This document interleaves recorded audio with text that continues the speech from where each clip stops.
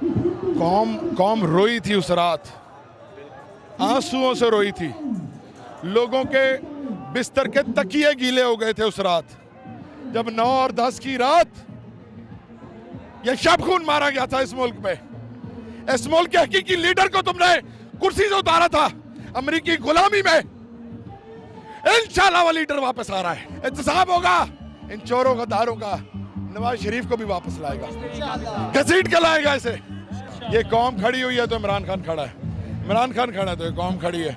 ये शऊर का जैन बोतल से बाहर आ गया। खान साहब ने कहा ना, हक और बातिल की जंग, और आप फैसला कर रहे हो, हक के साथ खड़े हो, फिर मौत भी आ जाए तो क्या है। जी तो नाज़रीन, ज़ुबैर नियाज़ी साहब हमारे साथ मौजूद हैं। आज के फैसले के बारे में ज़ुबैर नियाज़ी साहब से रोशनी लेते हैं। ज़ुबैर साहब, मुझे बताइए आज का फैसला कैसा है?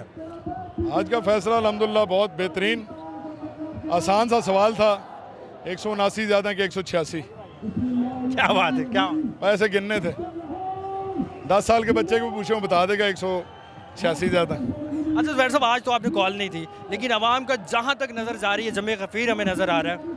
अल्हम्दुलिल्लाह हमने कॉल भी दी, लेकिन हमसे पहले पहुंच गई। और आपने बताया लोग फ़ोन कर रहे थे। ज़ुबैर साहब किधर रह गए? मैं बता रहा हूँ, मैं यहाँ से अभी लाहौर ऑफिस जा रहा था कि मैंने वहाँ से कॉल चलानी थी। मुझे ओरिगा के पास 100-200-300 लोगों का जुलूस ढोल समेत मुझे मिल गया, और उन्होंने मुझे रोक लिया और कहा नहीं साहब तुम नहीं जा सकते, आ जाओ साढ़े नाल। फिर असी आ गए। आज जो माहौल यहाँ पे बना हुआ है, माशाल्लाह सपोर्टर्स जो हैं वो हमेशा की तरह बाहर निकलते हैं। आज के फैसले की तो खुशी की इंतहा ही नहीं। आवाम, जितनी आवाम से हमने बात की है, सब ने कहा कि हकीकी आज़ादी तो हमें आज मिली है। अभी आप कल देखना इंशाल्लाह। इमरान खान ने कल कॉल दी हुई है। आज तो अवाम अपने जज्बात में निकल आई है। जैसे 14 अगस्त में कोई कॉल नहीं ना देता, खुद ही लोग निकलते हैं। जब 14 अगस्त आती है कोई कॉल नहीं देता, खुद लोग निकलते हैं, आज़ादी के जज्बे में निकलते हैं, खुशी में निकलते हैं कि कायद आज़म ने आज़ाद मुल्क दिलाया था। और मैं समझता हूँ कि अब इंशाल्लाह जब अगली दफ़ा इमरान खान वज़ीर आज़म बनेगा, 2/3 अक्सरियत से बनेगा, वो दिन भी 14 अगस्त के बाद और 23 मार्च के बाद वो दिन भी भरपूर मनाया जाएगा इस मुल्क में, क्योंकि वो एक हकीकी आज़ादी का दिन होगा, अमेरिकी ग़ुलामों से आज़ादी का दिन होगा, इस अमेरिका के खौफ से आज़ादी का दिन होगा।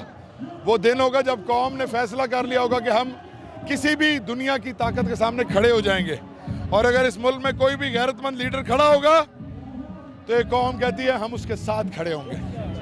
ये कौम खड़ी हुई है तो इमरान खान खड़ा है, इमरान खान खड़ा है तो ये कौम खड़ी है। ये एक दूसरे की वजह से हैं, और ये कौम ने साबित किया है। ये शऊर का जैन बोतल से बाहर आ गया। खान साहब ने कहा ना, ये इसी तरह है। ये आज पूछें, 10-10 साल के बच्चे हैं, 6-6 साल के बच्चे हैं। अभी 6 साल के बच्चे ने तकरीर किया, उसकी बातें सुने, आपको यकीन नहीं आएगा, ऐसा लगेगा कोई बड़ी लंबी ट्रेनिंग लेके एक बच्चा आया। लेकिन अल्हम्दुलिल्लाह ये शऊर का जो जिन है ये बोतल से बाहर आ गया है। इंशाल्लाह पाकिस्तान तरक्की करेगा। और हमजा जो नलायक बच्चा है, जो मल्ले का वो बच्चा है जिसकी विकेट बार बार उड़ाओ तो बार बार वो अबू को बुला लेता है, अबू मैनू फेर वारी दवाओ। अब वो कुकड़ी ने अबू कुकड़ को बुलाया था, अबू कुकड़ दरदारी आया, उसने कोशिश की उसे बारी दिलाने की। अंपायर ने एक दफ़ा कहा शायद इसकी बारी आ भी जाए, वो जाली अंपायर था। फिर हम असली अंपायर के पास गए, फिर थर्ड अंपायर के पास गए, उसने कैमरे में गौर से देखा, उसने कहा नहीं ये 186 है, 179 नहीं। वैसा मैंने देखा है कि 6 माह के बच्चों को भी लेके ख़वातीन आई हुई हैं, इतना जोशो जज्बा कैसे है? मैं आपको बताऊं, कौम रोई थी उस रात, आंसुओं से रोई थी। लोगों के बिस्तर के तकिए गीले हो गए थे उस रात, जब 9 और 10 की रात यह शब खून मारा गया था इस मुल्क में। इस मुल्क के हकीकी लीडर को तुमने कुर्सी से उतारा था अमेरिकी गुलामी में। इंशाल्लाह वो लीडर वापस आ रहा है। वो पंजाब में आ चुका है, वो केपी में है, वो पूरे मुल्क में आएगा, 2/3 से आएगा। इस मुल्क के कवानीन बदलेगा, इस मुल्क में चोरों और लुटेरों को लंबा डालेगा, और इंशाल्लाह एहतसाब होगा इन चोरों का दारों का, नवाज शरीफ को भी वापस लाएगा, घसीट के लाएगा इसे। ये 2 महीने पहले कह रहा था मैं आ रहा हूं, मियां साहब अब आओ ना, अब आओ ना। साहब आपके ऊपर काफ़ी FIR भी हुई, और आपके सुनने में आया कि जी आपके पास असला भी है और आपको रेस्ट भी किया गया, और उस वक्त भी मैं आपका इंटरव्यू कर रहा था जब ये सारा मामला हुआ। आप मुझे बताइए कि आपके हौसले पस्त नहीं होते, क्या है?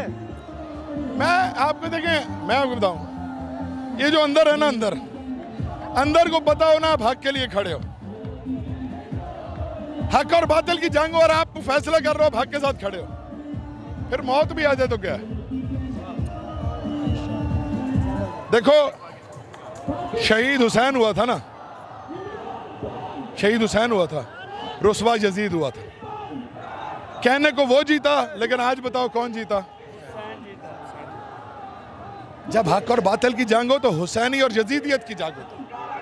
हुसैनी कौन है और यजीदी कौन है? मूसा वाला कौन है और फिरौन वाला कौन है? आप तय करते हो, दरमियान में कोई जगह नहीं है। बहुत शुक्रिया जी, बहुत शुक्रिया।